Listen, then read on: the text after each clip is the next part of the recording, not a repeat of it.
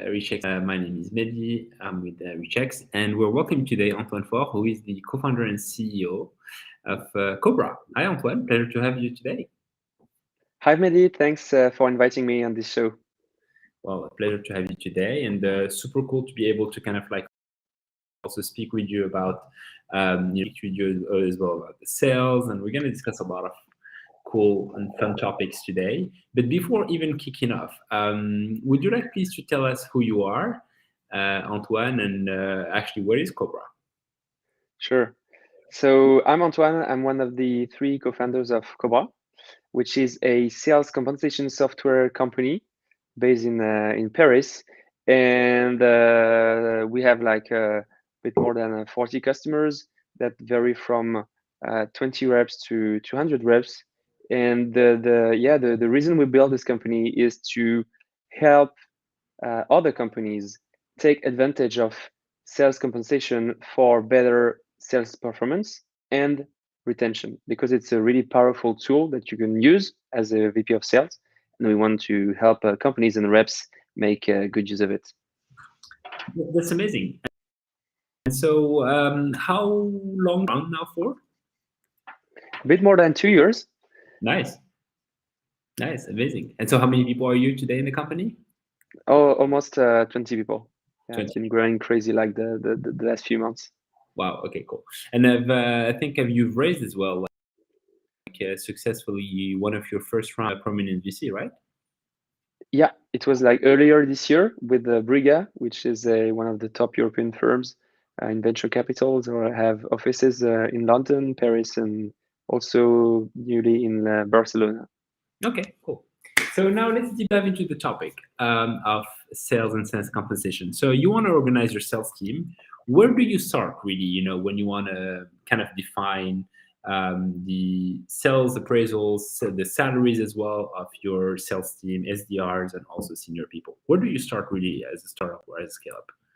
Yeah, good question. So the first thing to understand is that sales compensation comes after sales organization, meaning that the first thing you need to think about is, what is the good sales organization? Do I need SDRs? Do I need full cycle account executives? Do I need account managers? And how much on which segments? So that's the first thing. Don't think about sales compensation until you have figured out what organization you want to have. That's the first point. Okay, amazing. And so, from an organizational perspective, when you say what organization do you have, usually, when you want to start, like, say you are a startup, you're a small, you have a small structure, a small company. What do you put first? Do you put more senior people first? Do you start with SDRs? Like, what's the tip that you would give to startups and scale up that are watching us? I can speak like from my experience, which is of course not like the case of everyone. There's probably different paths for different companies, Yeah. but I think that it's good at the beginning to have full cycle sales reps. You need people that will do the prospection, all the cold calls, to the end of the cycle with the closing. Why? Because having a separation between your SDRs and your account executives, for example, is adding complexity. And at first, you don't want unnecessary complexity. What you just need to do is to close contracts and sign new clients. So you can take like full cycle sales reps, and you will see after you've hired a few, um, if you do the separation. But all bound, full cycle sales reps is probably the right way to go at the beginning. Okay, amazing. That's pretty straightforward. Now, quick question for you, Antoine. When it comes to, there's a lot of discussion about, like, where, when you have a sales team, like the different metrics, the different elements, to put in place, etc., etc. Any hints, any clues about, like, the different measure really when we have a sales team? Yeah. So let's take, for example, let's imagine that you've decided, so the organization has grown quite a bit, and you've decided that you need SDRs, account Mhm. executives, and then customer success managers. So you just need to, and it's pretty common, but you need to have the right metrics to evaluate the performance Yeah, of course. of each role. So if you take the SDRs, for example, you want to reward them both on the meetings that they take, because it's their jobs, they need to take meetings for the account executives, Yeah. but you also want to incentivize them on the real revenue at the end. Hmm. Why? Because if you only reward the SDRs on the meetings, they will be very motivated to make calls, but you might have some bad meeting quality. On the contrary, if you only base their compensation on revenue, there is no motivation for them to make these calls at the end of the day. So the right way to go, in my opinion, is to split, and you have like 50% of their compensation based on the meetings, and the other 50 on the real revenue generated from the deals, the meetings that they took. So that's for the SDRs. Okay, amazing. And what about more senior roles? So if you take, for example, the account executives, which usually is a more senior role, Mhm. even if there is some discussions, especially in the US right now, going on, AE should not be the evolution of SDRs. It should be like two different career paths, and Yeah. you could be senior SDR and also senior AE, Hmm. which I pretty much agree with. But if we just think about like AE are more senior reps, and usually it's the case, um, now you have it's a bit simpler than the SDRs, because the true performance and the metric that you want to look for in terms of sales compensation is the revenue generated. And what you can add in your model is to add boosters based on the different characteristics of the contract. For example, if if I close a 3-year deal with upfront billing, so the customer paying the 3 years ahead upfront, it's much better than if I sign a monthly deal. So you can add key elements in your sales compensation, saying that the first contract, in my example, will be like 3 times better than the other one, and will generate 3 times more commission. But anyway, it should almost, I mean, the first KPI, of course, is the revenue, the recurring revenue of the closing. Yeah. Okay. That's super cool. And in terms of like the structure, of the like the salaries usually, can you give us any tips about like how do you also like structure compensation? For example, I don't know, like let's start maybe with some kind of like junior sales reps or SDRs. How do you work on that? Like, do you once you hire them, or even before and during the negotiation, etc., before signing, this kind of first SDRs, etc. What do you expect, like from a kind of a negotiation? What should you expect as a founder from a negotiation perspective? From a negotiation perspective, so actually, I think you should first be like very clear about what package, what compensation you will give to them. Because if you're not, you just need to remember that they are sales reps, so they like negotiating. And if you're not like rock solid on the package that you want to offer to them, they will beat you at the negotiation game. So first thing is just assuming that there will be no negotiation, and that you're rock solid about the package you're offering, and that it's just the way it is. And then if there is some, Yeah. which is usually a good sign for sales reps, then there can be some, but you're much more like solid on how much you can afford to pay them. Okay. Okay. So that's pretty straightforward. Yeah, Um, and then of course there is the question of how much. yeah. So yeah, and so for this question, of course you must have a look at the benchmarks of how other companies they pay, how similar companies pay the reps to be in the market, not too way below the market. Or you can also choose to be way above, but you need to know the market for sure. But economically speaking, what I'm what I'm what I want you to say today is Mm-hmm. that you need to think in terms of customer acquisition costs. You need to say, okay, I need to have 3 million new business this year. I have already planned to spend 1 million in marketing and the sales tools. I mean, 1 million in everything that goes into the the customer acquisition cost, but which is not sales compensation. Yeah. So I have 2 million to spend on sales compensation this year. And you take the taxes to go to how much salary it represents. You can say, okay, there is half of the salary that will be base salary.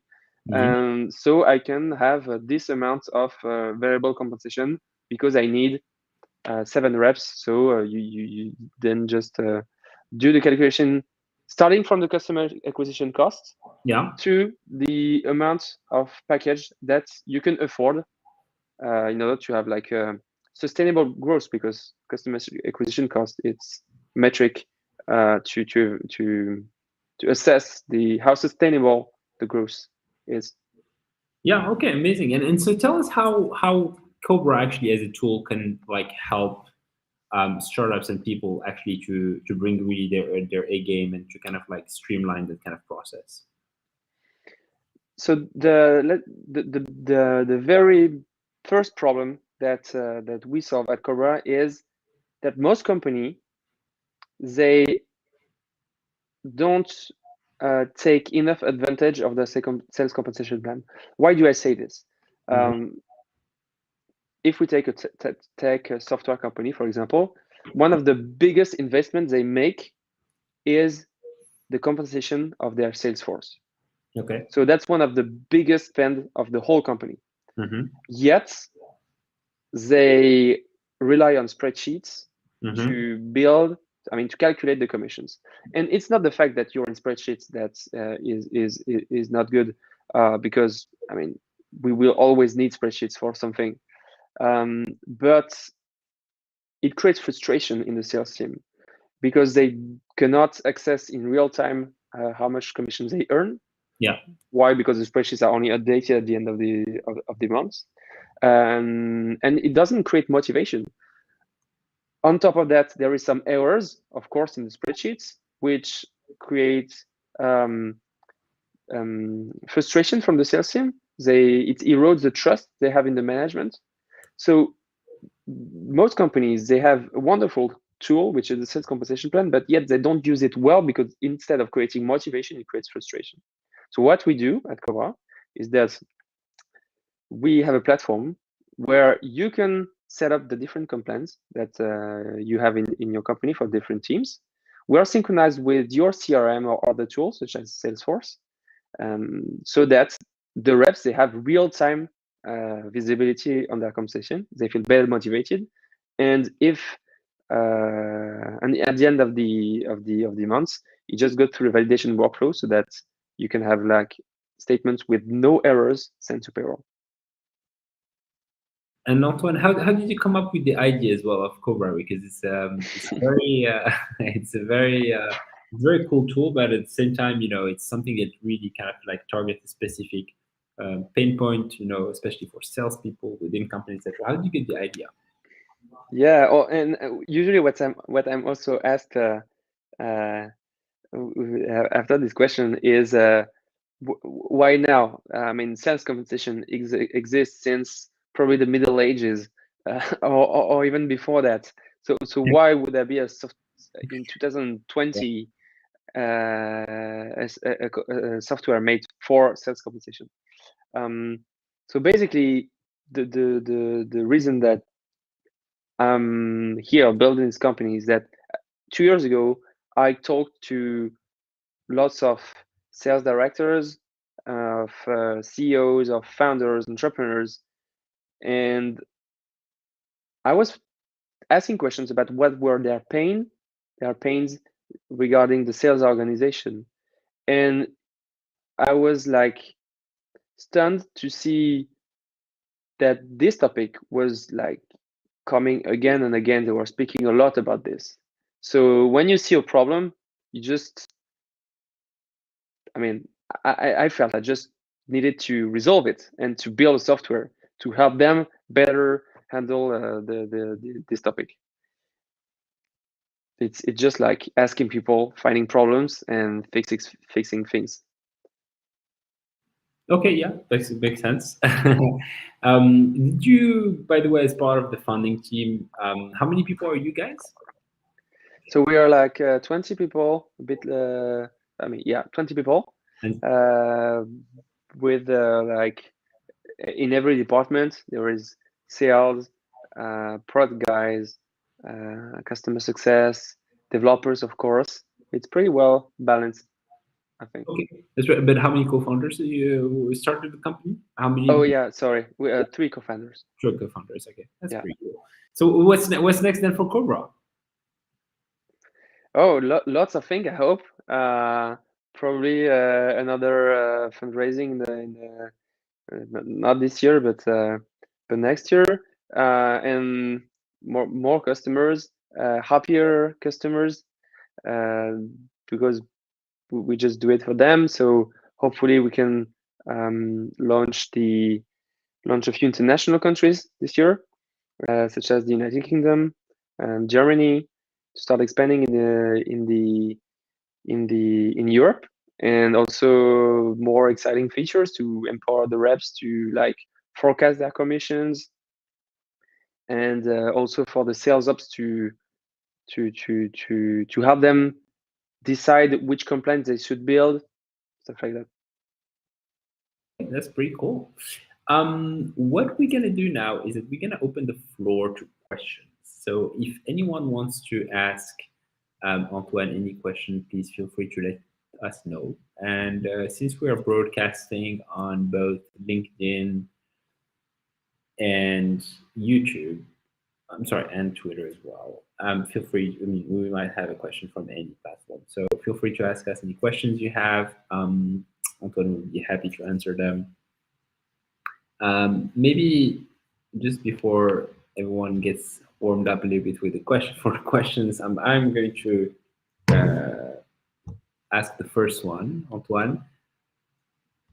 From a structure perspective, what's the ideal kind of like when you're a SaaS company or you're a service-based company, and you're starting with like a few co-founders like yourself? What is the most optimized kind of like structure to start building up your sales team? So you mentioned earlier, like is sorry? In terms of the sales team, right? In terms of the sales team, absolutely. So like when do you think it's actually you're mature enough to kind of have account executive? When should you start like hiring the first SDRs? What is the kind of the ratio? Like how many SDRs you need for how many accounts executives, or for how many like kind of head of sale, whatever? Like what is the that kind of like step-by-step process, if you have any tips to share? Yeah. So I think there is 3 different steps that you need to do in the right order. The first one is as the founder. So without hiring sales reps, as the founder, you need to go to 100K of annual recurring revenue. Could be another threshold, but you need to show that it's possible to sell your product, because if you don't do it, it will be very hard to convince sales reps to join the company, because they will think that it's too difficult.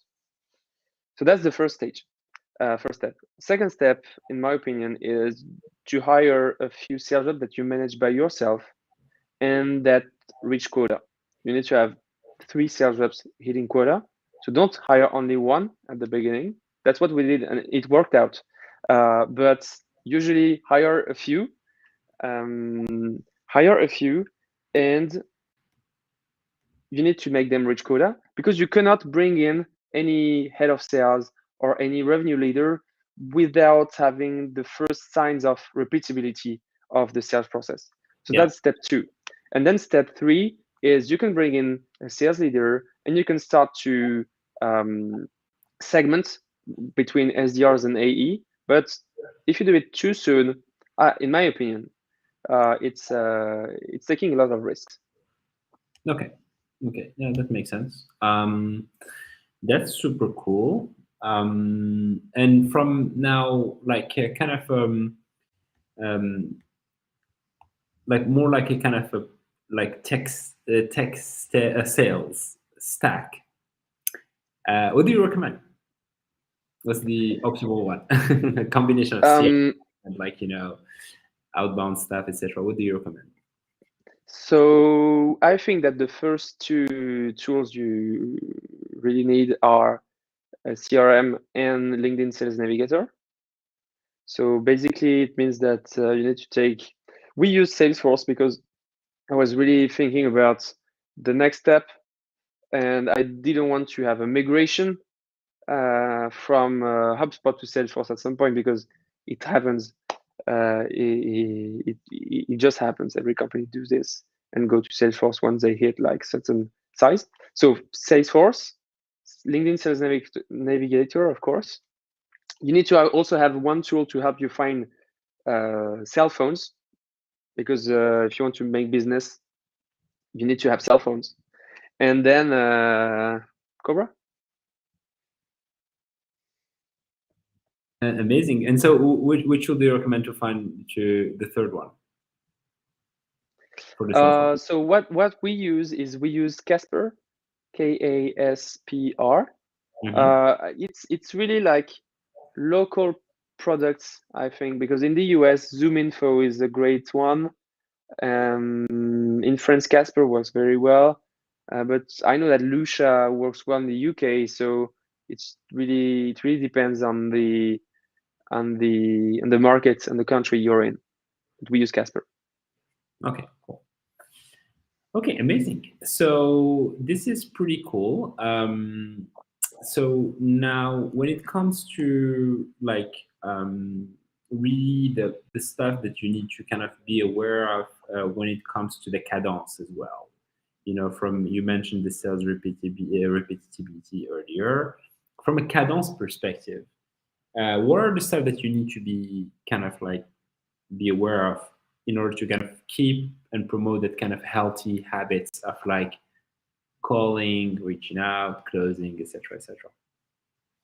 Yes. So basically, the best way to make to do prospection is to be multi-channel and be regular, be consistent in your prospection, which is hard to do without a tool. But at the very beginning, you can start just with your phone and manual task in Salesforce, and that's the way we did it. But at some point, we decided we need to take prospection to the next level. So we decided to implement Outreach, which is again an American tool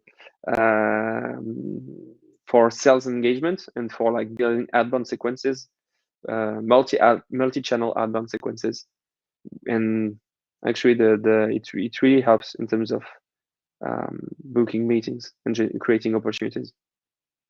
Okay, cool. Amazing. Well, a big thank you, Antoine.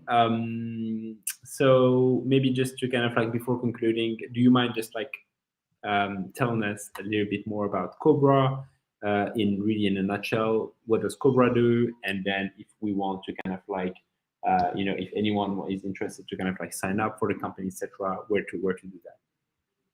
So if you're interested, you just need to go to cobra.co. So QOBRA.co, and there is the book a meeting or request a demo button, and just fill in the form, and you will talk to somebody in our team.